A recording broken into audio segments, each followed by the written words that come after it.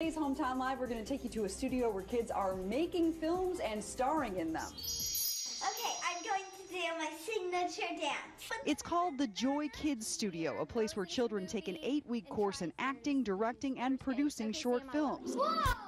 I have worked passionately with children for the last 25 years.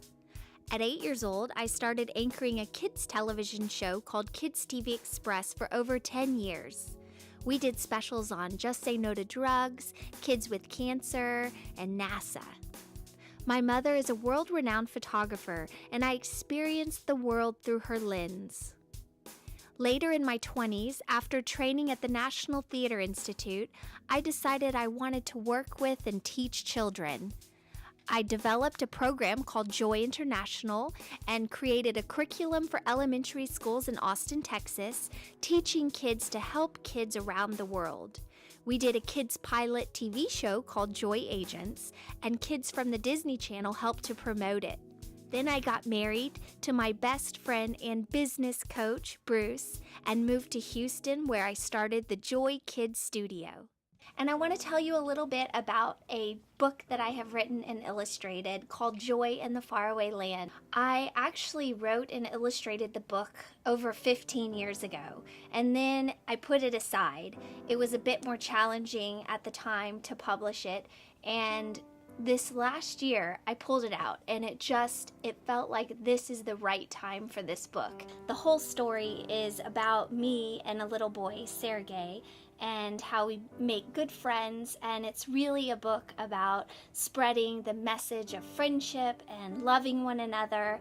The story came from my childhood. I grew up doing television and film. I got the opportunity to perform with Peace Child in Russia, and it was before the Cold War had ended. So my parents were very reluctant to let me go, and I'd been told that Russia was bad, and I'd seen it on the news. But when I got there, what I saw was just children. I got to perform in a play with a little boy named Sergey. One day, we were on a cobblestone street. He turned to me and he said, "Why in America are there homeless? Why don't you take care of your people?" They were totally selling them that America was bad. And it was lies. And then I realized I'd been watching the news, and we had seen and heard very scary things about Russia. When I got home back to America, I just didn't think or feel the same way anymore. I felt that the things that mattered to me before, I had been cheerleader, Valentine Queen, I just didn't care. And I really kind of withdrew. It was it was a hard time for me because I had to try to make sense of the world, and I no longer just lived in my community. I no longer just lived in the United States. I lived in the world. If we taught our children to care for one another and love one another, one day some of those children would grow up and run the world.